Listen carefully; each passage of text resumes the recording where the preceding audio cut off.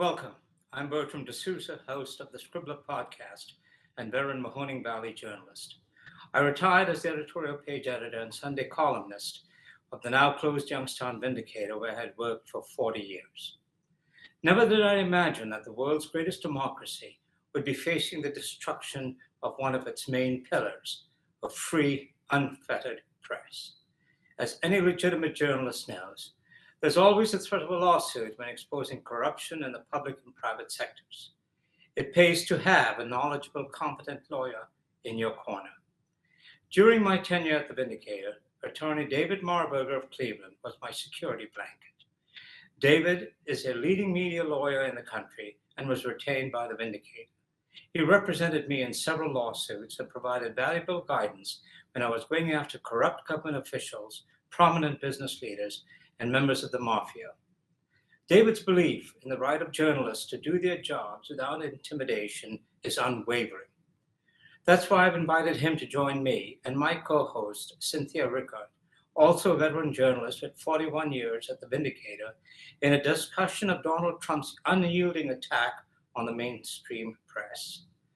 Trump and his appointee for FBI Director, Kash Patel, have threatened to arrest journalists considered the enemy of the Republican president-elect. These are troubling times for legitimate reporters and editors, and a lawyer with David Marburger's credentials is needed now more than ever. David, it's wonderful to see you again after such a long time. I miss our conversations about people in positions of power wanting to silence me through lawsuits, and thank you for many years of reassuring me that I could write stories I wanted to write without fear. And it was, mostly the reassurance came from you and from your dedication to a free, unfettered press. Before we get into the details of what's to come with Trump returning to the presidency, tell us a little about yourself, give us some of your background, and also what interested you in becoming a lawyer representing newspapers and television stations, reporters and editors.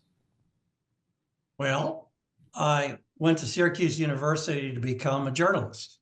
I grew up in Pittsburgh and went to Syracuse Journalism School to be a journalist. And to graduate, you had to take communications law, which was offered your senior year. You call it law of the press. We called it communications law. Okay. But it was, I took it my final semester and I thought, whoa, I think this is really interesting. You can use litigation to further your ideological views. I thought, oh man, like my view at the time and still is that the press needs as much protection, continual protection as is reasonable to give it and practical to give it. And I thought, whoa, you can protect the press through litigation. And I thought, man, I want to do that. And I want to know what are the rights that the press has and how to enforce them or protect them or defend them. And I thought, man, I really want to be a lawyer for the press. But it was my final semester, and I couldn't just go to law school. I had to go be a journalist for a while. Yeah. So I worked at an all-news radio station. All we had was news. It was in Pittsburgh called KQV. And I worked there for, I think, 7 years. And part of that time I went to Pitt Law School. Okay. And the only firms that I interviewed with, during the third year of law school, you interview with firms to get a career job. I only interviewed with firms that represented the press. And I landed in Cleveland with Baker Hostetler, which represented the press all over the United States. And so since 1983, I've represented the press as my principal law practice, easily my principal law practice. Probably 80 to 90% of my practice has been representing the press, and I've been doing it now for over 40 years. That, and as I said in the introduction, that you were retained by the Vindicator, and Yes. and became our lawyer, and we had a lot of interactions, you and I, over the years. Yes. So tell me, in your 40 years as a press lawyer, media lawyer, um, what was one of the most memorable cases that you recall handling? I had a lot of memorable cases, and there isn't one that's that stands out. And I had several of them, and I want to write a memoir about them because they're funny Yeah. and really interesting, but they take a long time to explain. And Yes. Yeah. I don't know how much time you have, It, but they are hilarious. They're funny. They're really fascinating. I'll give you tastes of some of them. okay. All right. Representing the Pittsburgh Press. Yeah. There was a I think 15-year-old girl who was a student at Mount Lebanon School District who claimed that her parents took her to a home in an affluent suburb called Upper St. Clair, where she claimed that she and other young people were encouraged to have sex with adults on video. Mm-hmm. And the people who owned the home wound up being arrested and charged, as were her parents. And what was fascinating about this case was, I mean, there are a lot of things fascinating about it, but the part that got me involved had to do with this. At the day of the arraignment of the people who owned the house in Upper St. Clair, it was standing room only for the public and the press. It was a small courtroom in Upper St. Clair where the magistrate judge was used to just doing, shoplifting cases from South Hills Village Mall. Mm-hmm. And here she's got a case that's as serious as this one is. Right. And the place is packed with people and the press. And the prosecution has to demonstrate to the judge that there's enough evidence Sure. for trial. And the prosecution, after the prosecution asks this girl named Nicole to describe the horrific things that happened, one of the lawyers for the people who own the Upper St. Clair house said, well, and all these people in this courtroom, can you pick out George? George Stipetich was his name. Can you pick out George? Or can you pick out Mr. Stipetich? She picks him.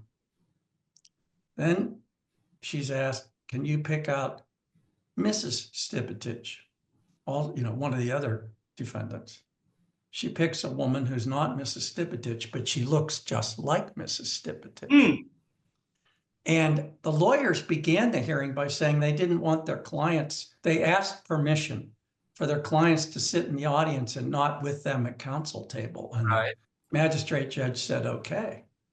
Well, the Pittsburgh Press was watching the television coverage of this because it was on the noon news that day. And one of the very astute journalists at the Press, who was a Pulitzer Prize winner, thought there was something mighty suspicious about some of the people, including the woman who was picked as, who wasn't Mrs. Stipetich, Right. but picked as, the magistrate judge dismissed the charges against Mrs. Stipetich because the wrong person was picked. Right. Well, Mary Pat Flaherty at the Pittsburgh Press noticed something on the TV coverage. There were a lot of people that looked a lot alike. Well, it turns out that these two defense lawyers had a casting call at a modeling agency before the hearing and had 21 or 22 people come in and be videotaped and still photographed from different angles. They were looking for lookalikes for their clients. And then when they walked in from the cars to the building, each of the lawyers was accompanied by a model, not by their clients. Then there were other models that came in, and they came in as though they were the couple, but the couple came in like separately. And so the new, the press broke the story that this was lookalikes. Right. And man, the media had a field day. So the press really attacked these lawyers for doing this. And so the two lawyers sued the Pittsburgh Press for libel because the press said, raised questions about their ethics. And, so and that case was the last libel suit for the Pittsburgh Press before it went out of business. Wow. And it went to trial. Yeah. And we won. Wow. But that was an incredible case. It was an incredible case.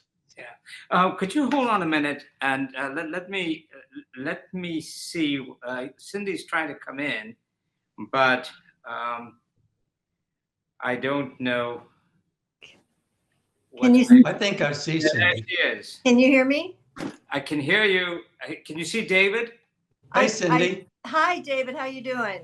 Well, how are you? I'm well. I'm so sorry that I wasn't able to join you earlier. I'm sure I missed some good commentary. We were just doing some. Not really. Oh, We were strolling down memory lane. So, okay.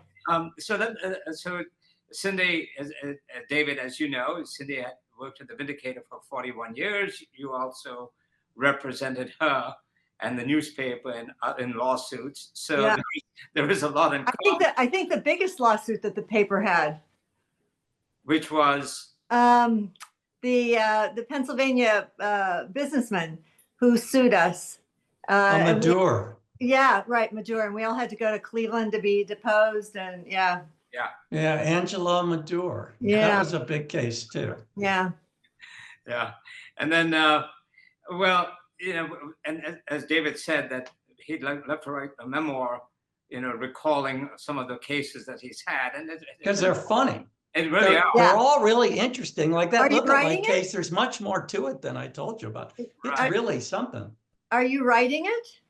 Oh, well, I have the materials, but I haven't stopped my daily life to write Yeah. it. But I think I definitely should do it because I have a million funny cases. Yeah. They're Yeah. really something. Too.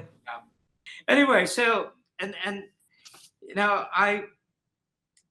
all the lawsuits that you represent, all the lawsuits and representing the media, was there a common thread?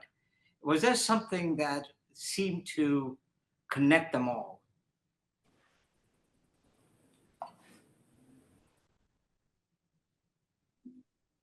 No, there isn't a common thread. There were genres of lawsuits. Okay. There was the lawsuits where somebody sees that something was published that they realized they could try to cash in on it. Right. Even though they might not have been truly hurt. Those kinds of lawsuits. There are lawsuits where public officials objected to how they were being portrayed. Right. And they sued more or less to keep the newspapers honest, to make the newspapers back off a little bit. Yeah. And then there were just like stupid lawsuits where the plaintiff is just looking for thinks that if they sue, they'll be able to get a quick monetary settlement, and they're really just in it for that. And they really have no case. There's a lot of those too. Yeah. So those seem to be the genres. Some suits were, that isn't to say that there aren't serious libel suits out there. I certainly had some, and where people were probably hurt by what was said.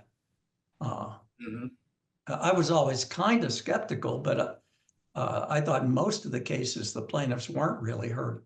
Right. It was just trying to take advantage of what they thought the law allowed them. But there were times where I thought the people were really hurt. So in looking at, in your 40 years as a lawyer representing newspapers, television stations, other media, are you surprised at where we are today? And let me sort of put this in context.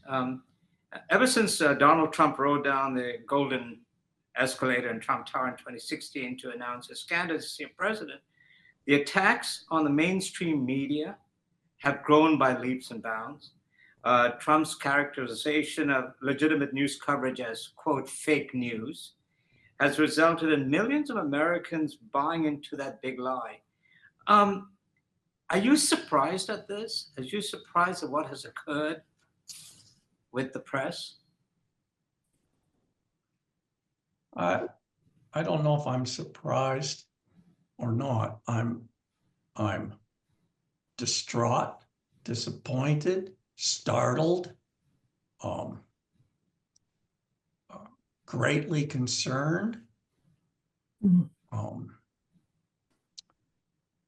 I never really thought of myself as surprised by this, the anti-press rhetoric. Right. It certainly hit new heights when Trump ran for president Yes. in 2016 and continued to do that. And the people who like Trump love bashing the press.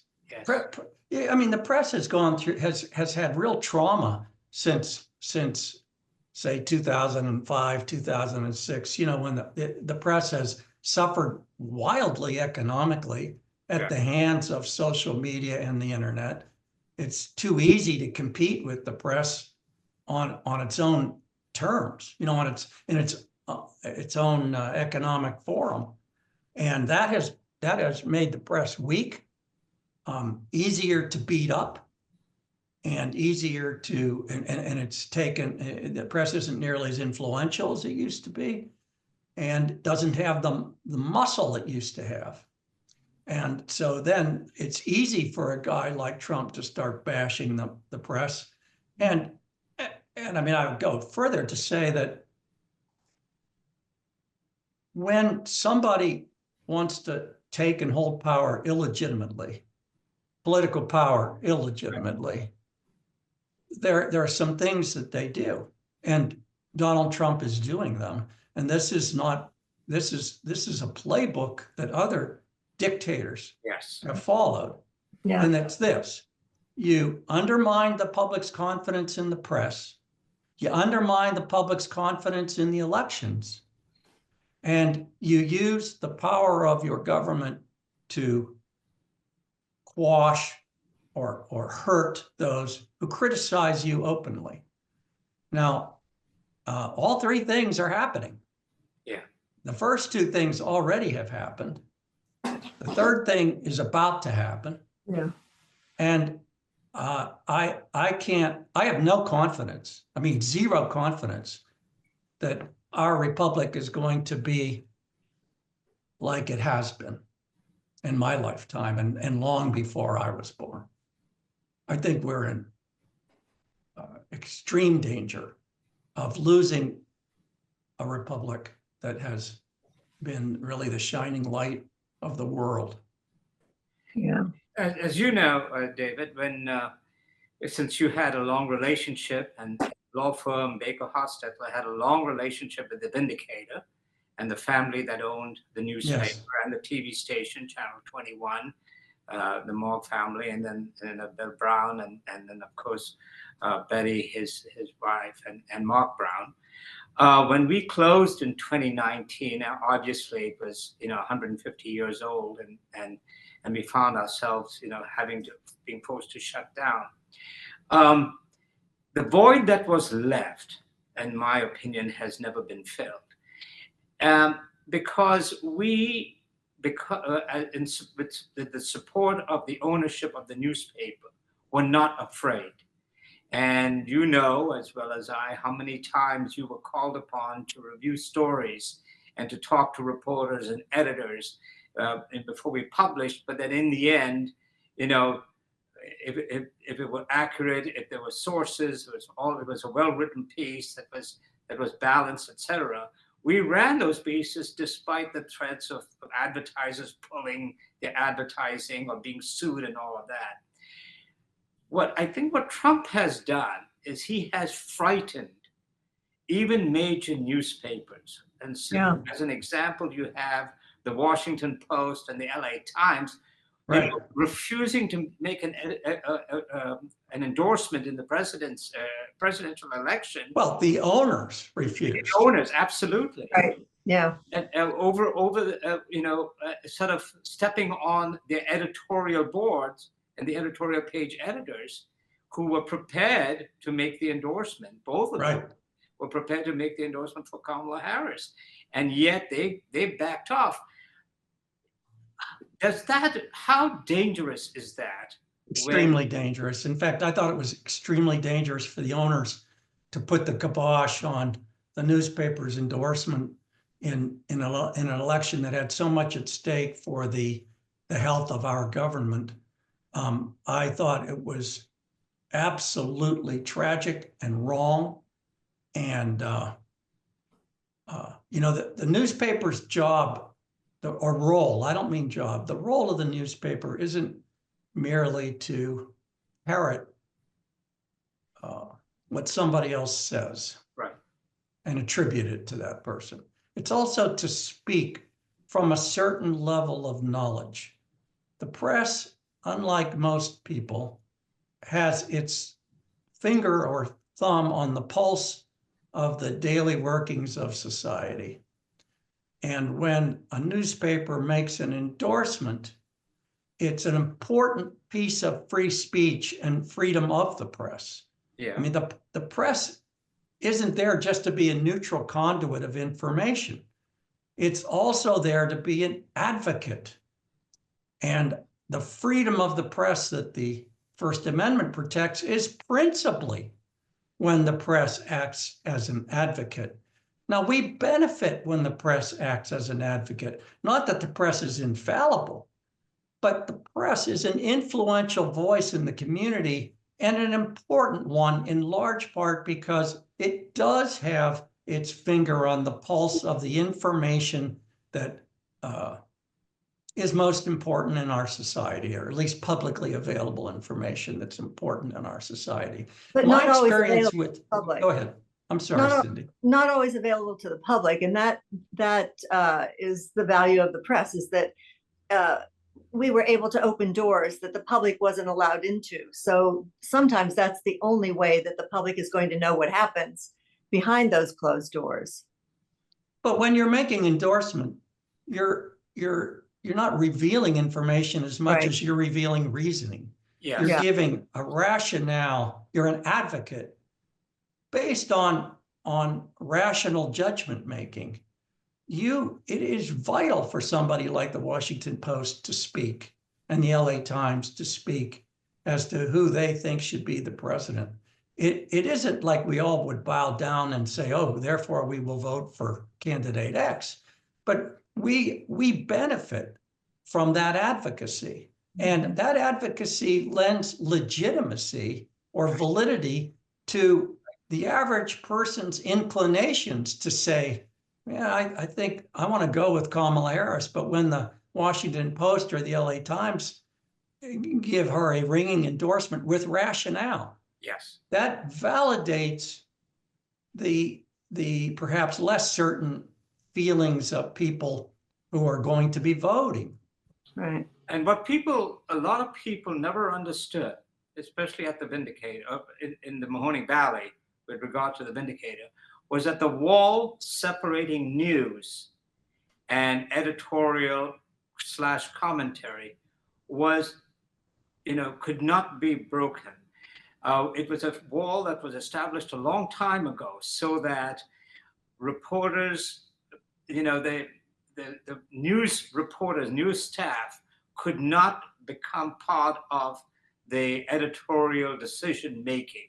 We made that very, very clear. And I used to have arguments with people in the newsroom saying, no, we can't have you in our editorial board meetings where we are deciding on an endorsement when you're out there covering this individual. And we spend a lot of time as an editorial board interviewing candidates, going through resumes, sending out questionnaires, and all of that.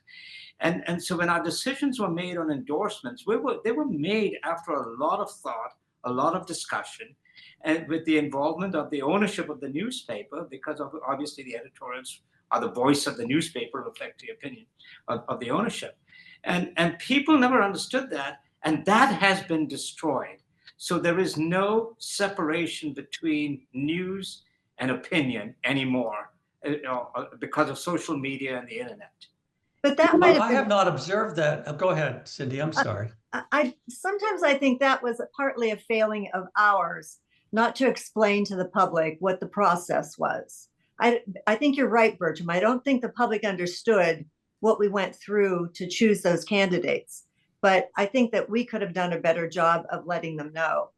I just wanted to, while we're on this, I just wanted to get your opinion, David. In the years that you have practiced, has the ownership of media changed? Because now it's Yes. so much corporate leadership. I heard a clip of Trump the other day saying, or yesterday, I think, saying that he met with Jeff Bezos. And Yeah. Bezos was the one who killed the endorsement at Right. the Post. And even Woodward was on national media saying he disagreed with the decision. And Bezos said in an interview the other day that he stood by his decision and he thinks they made the right decision. And for me, that said, they made the right decision for him because it was his money invested in the Post. So it's no longer, something to serve the public. It's to serve him. That's the impression I'm getting. What's your impression? That's my impression too. I think one of the things that I thought was really disingenuous was something that Bezos or the Post said to try to justify the decision not to endorse in this vital, pivotal presidential election, was something like, well, there were, years ago we didn't endorse. That's what they said. They only started endorsing sometime, in the 70s maybe. But back years ago, the Washington Post was not a news hawk. Yeah. It was a society paper. It was, it wasn't a news leader. It was a society, it was like, it was basically, here's what's going on in the parties in Washington. Right. And I don't mean political parties. Yeah. I mean social engagements. Yeah. So what does the press want to go back to those days? I mean, the Post, does the Post want to go back to that? I thought that was just baloney. I think that part of the thing that you don't have with Bezos and you don't have with the physician who owns the LA Times is that they aren't born in journalism. Yeah. They aren't born in the press. Yeah. They don't have a tradition with the press. They weren't educated.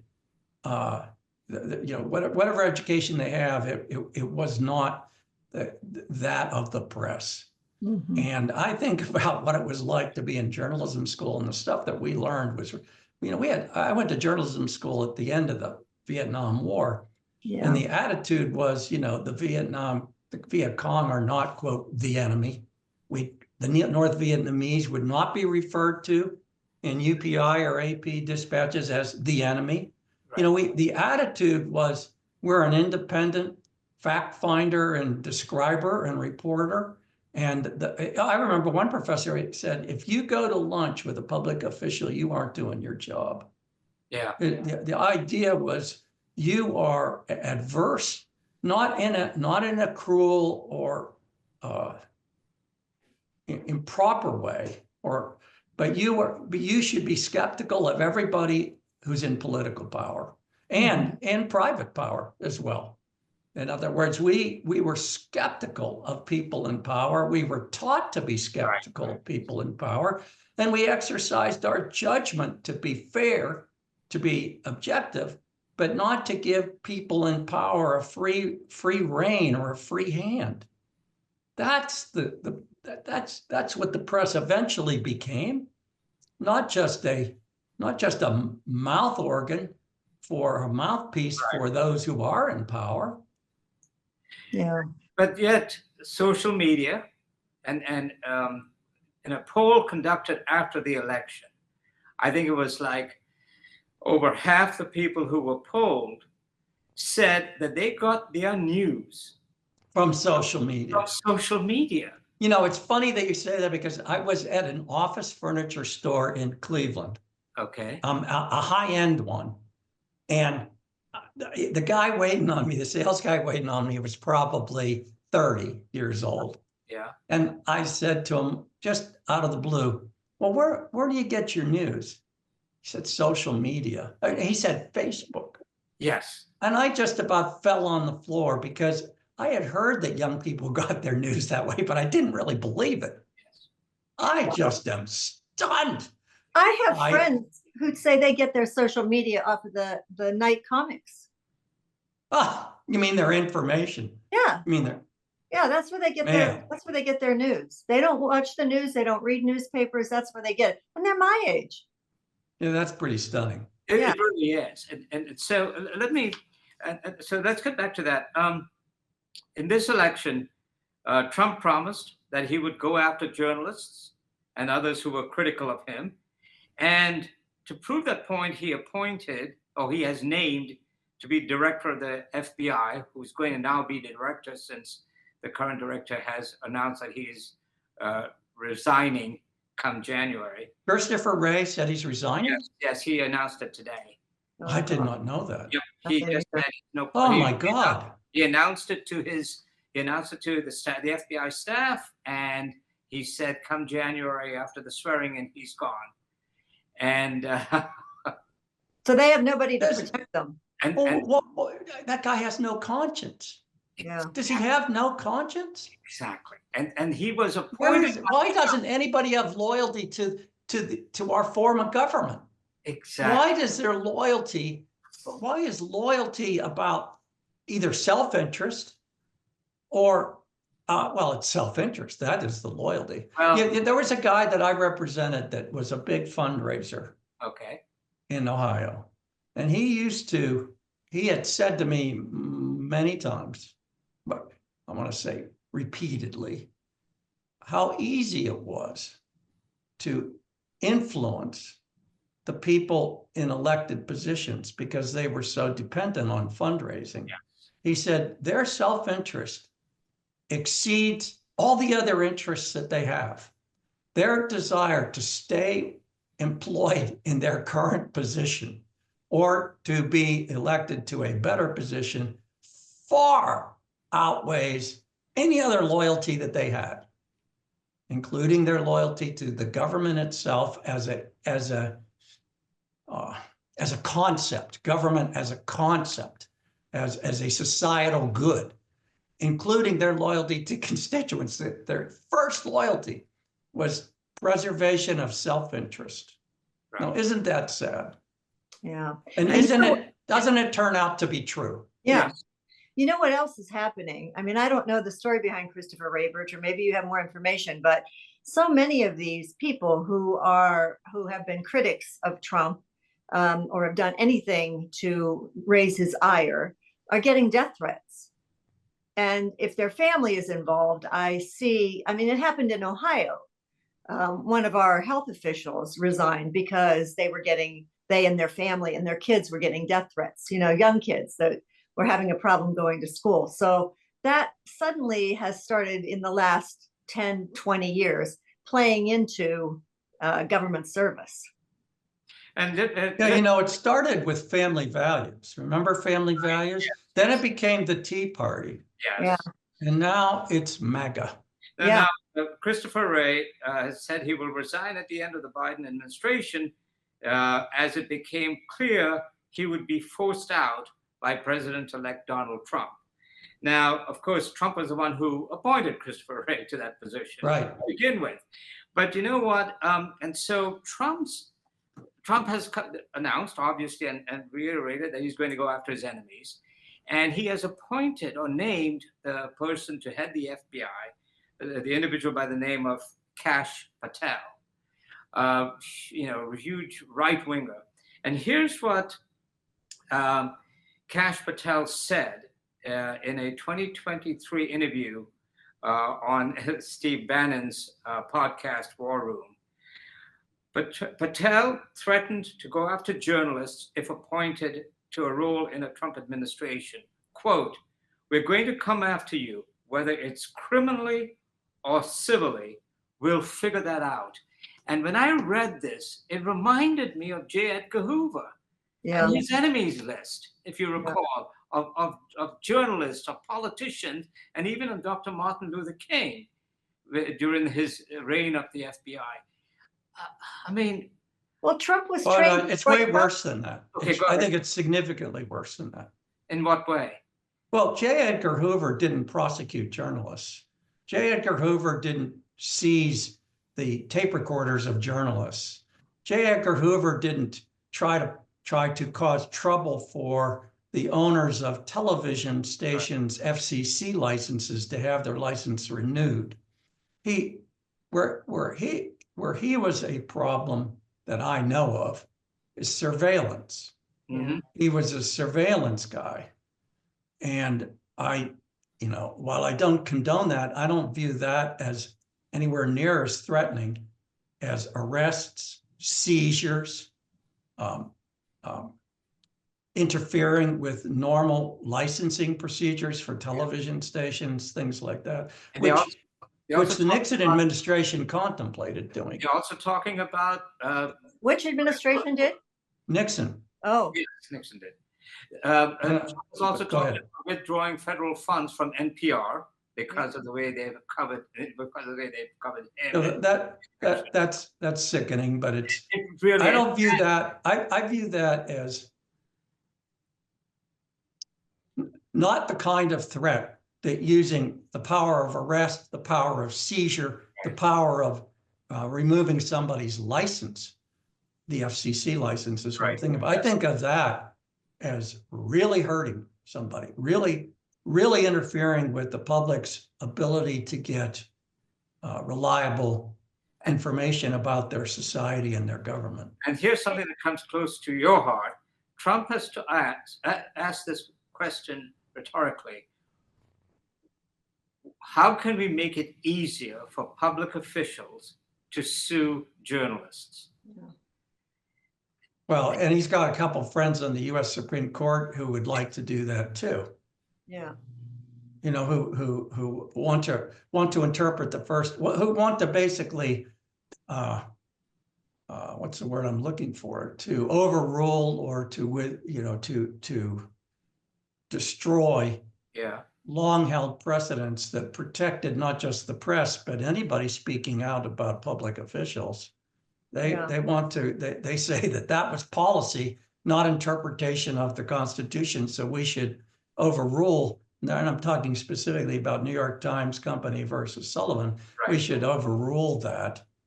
And the trouble is the MAGA concept has infiltrated all through our government.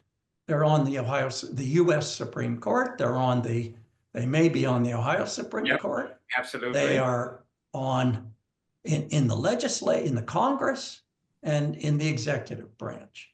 And what can the media do? What legal paths does the media have to fight against those threats? I don't really think you can fight against the threats. What you fight against is when somebody carries out the threat. Right. But our problem is going to be if many in the judiciary are MAGA, the press is going to have a problem. And although a lot of the libertarians who are also MAGA will protect free speech because that's part of the libertarian sort of doctrine. You know, everybody can say whatever they want, no matter how untruthful it is, no matter how misleading it is, no matter how hurtful it is, no matter how undignified it is.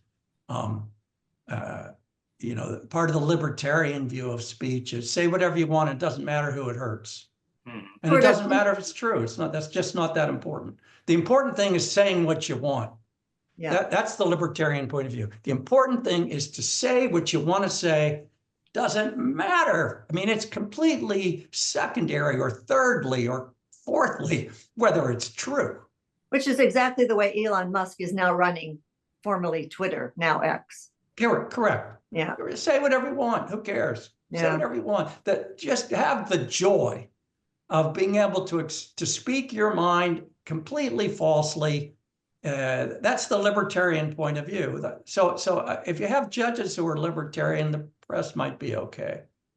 But if they're dogmatic MAGA, the press is in trouble. But David, when you have this kind of threat hanging over what I call the legitimate press, it has a dampening effect, because the discussion in newsrooms become, what if we do this story, what are the ramifications going to be? Who's going to sue? Oh, no question about it. No question about it.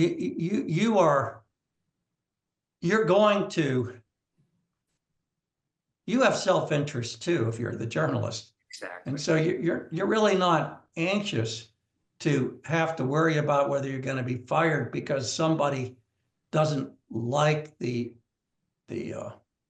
position that you took in a column, let's say, Right. or somebody thinks that the information you chose to convey in a news story did it in a way that unfairly prejudiced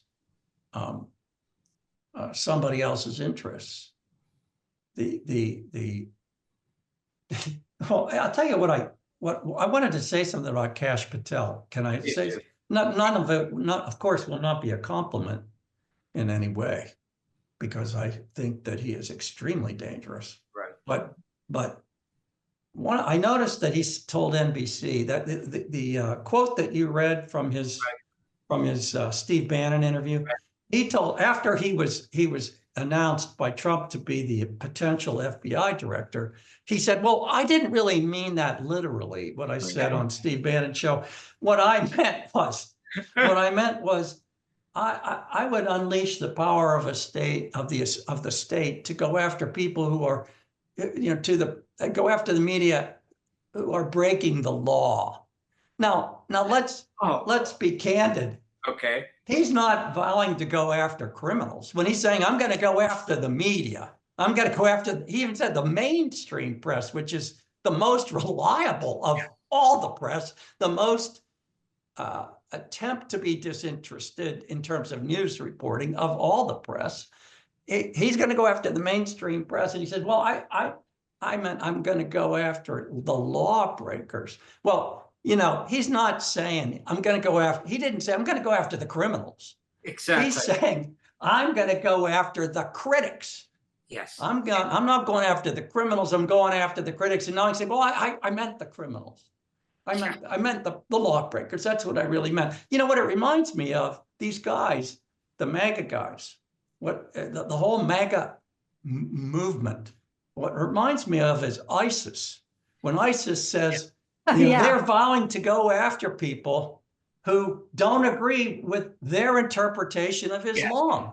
Yeah. They're going to go after people who don't agree with their interpretation of Islam. MAGA is just like that. We're going to go after people who don't agree or who criticize our interpretation of how government ought to go or how society ought to go. That to me is a real similarity. Well, we've been comparing what's been happening here to the Taliban ever since Roe fell, because that's exactly what's happening to women. We're being treated just like the Taliban treat women in the Mideast. And those three justices that he put on the Supreme Court lied through their teeth through all of those Senate confirmation hearings. Yes, agreed. Yeah. John Roberts included. Yeah. Right. Yeah. They all, he was a W appointee, but my gosh. Yeah. And for Kash Patel to continue with his comment, there's a presumption on his part and Trump's part that reporters break the law. And what's the presumption? What is how do reporters break the law? Exactly. They sort of assume that if you're a reporter, you're breaking the law somehow by what you're reporting and how you're reporting things and how you're writing. Yeah, but what they really mean is we're not going, I vow to go after critics. Right. That's what they really mean. Yes. We're going to go after critics. And who else speaks like that? Dictators. Absolutely. Especially newbie dictators when they're trying to establish their power. They, like I said before, what do? undermine the public's confidence in the, just think about it too, undermine the confidence in the press, which is the conduit of information to the people, undermine the public confidence in the elections. Yeah. Well, you undermine both of those, and then who can the public look to for leadership? Only the dictator. In other words, if you can't trust the press and you can't trust the elections, then the only person left to trust is the dictator. And that's exactly what's going to happen. That is the road we're going in this country. And 70 million plus Americans support him.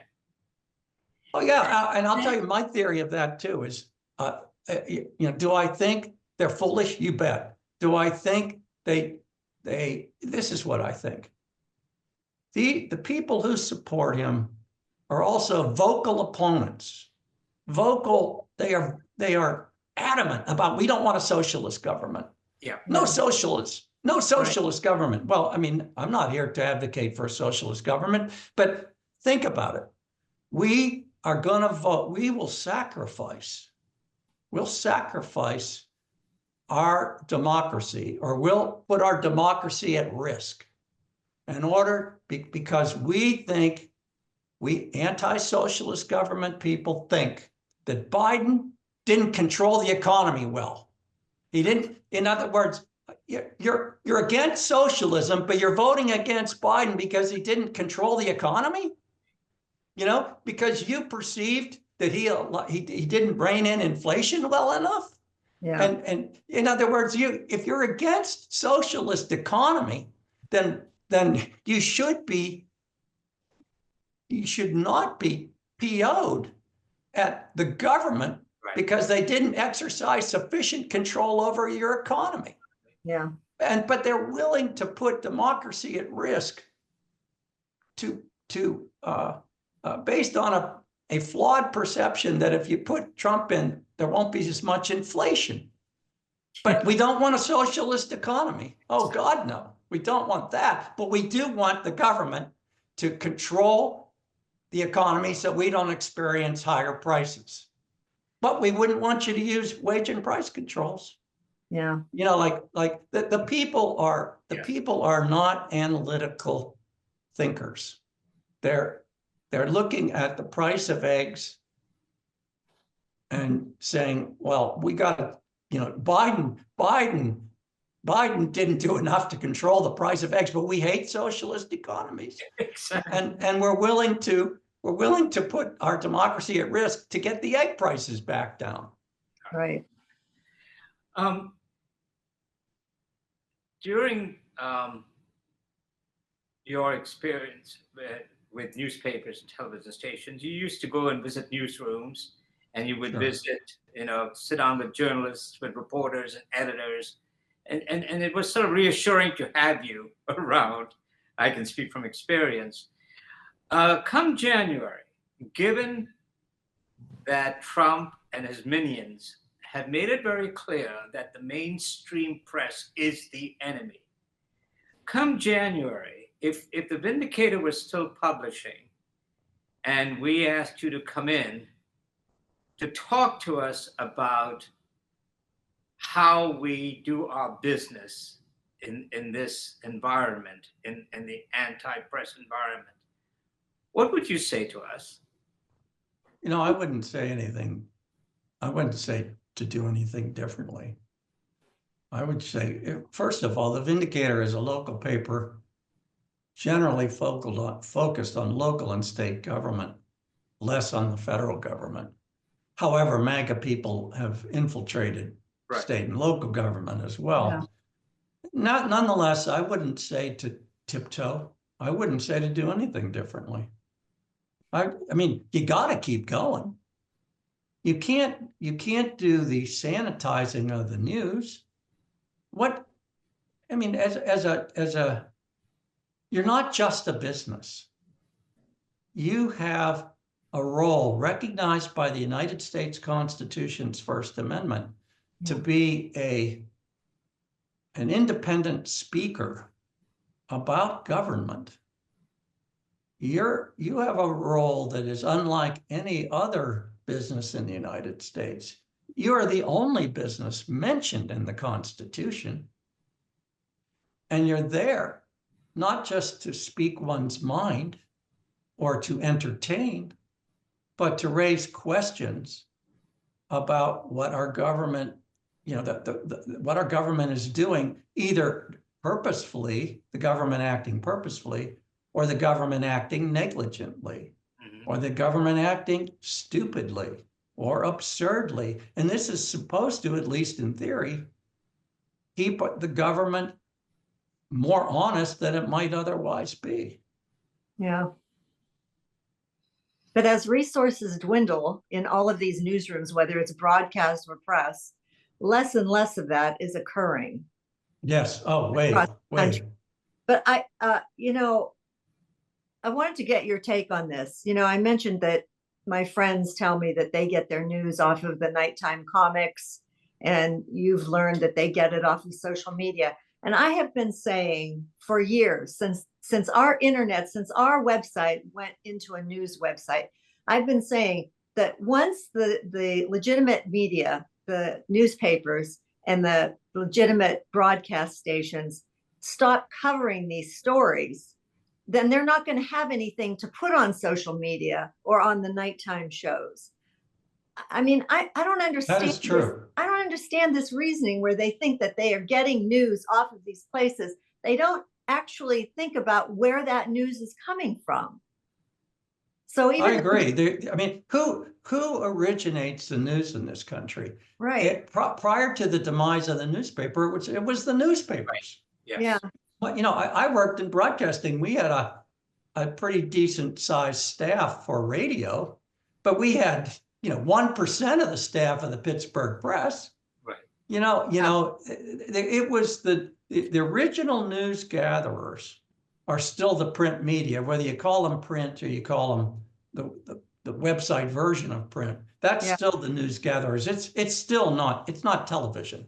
Television does gather some news originally, but compared to what the print people gather, it's no contest. Right. And I mean, you're absolutely right. You kill the news gatherers and you kill the news. That's what I thought. The other question I have is, and I've been wondering about this, I used to tell, when I became the online editor at The Vindicator, I used to tell everybody, and I will listen to a lot of podcasts right now. I do get a lot of information from some of the better ones that I've found. But I used to say, these podcasters and these bloggers are going to be gone once they get hit with a lawsuit, because they aren't represented by people like you. They don't have that industry backing or that corporate backing that we had at The Vindicator. But they're still going, and they come out with, some of these things keep coming out with lies after lies after lies. I mean, which is owing to how Trump got elected twice, because his campaign was solid lies. Yeah. So I don't understand how they are getting away with this without being challenged legally. Oh, I understand why. Actually, some people are being challenged, but generally, this is a market economy. And this is what I'd call a market-based legal economy as well. So if I'm a lawyer and I want to make 6 figures, I'm either going to have to be paid by the hour, or I'm going to have to get a generous settlement, right? And so the people who would, if you're going to sue the blogger, generous settlement's unlikely. So the blogger's not going to have the money for a generous settlement, and the blogger's probably uninsured. So if I'm the lawyer, I'm not going to take the case. Now, some lawyers do take the case. I mean, I have had 3 cases, one of which is going on now in federal court, based on speech ordinary citizens decided to put into social media. And one the case in federal court is, it's a substantially, it's an expensive case. And, but people do get sued for what they say in social media, but it's just not that a lot of people don't know about it. And and it's not as prevalent as it was when the print, when the newspapers were strong. Yeah. Well, David, listen, it's been an hour of wonderful conversation. It really has been. We appreciate it. I'd love to continue this conversation as the new administration takes office and things start to unfold. We'll get together, and I'll be in touch with you. I've got some ideas using your vast knowledge and background. So I'll be calling on you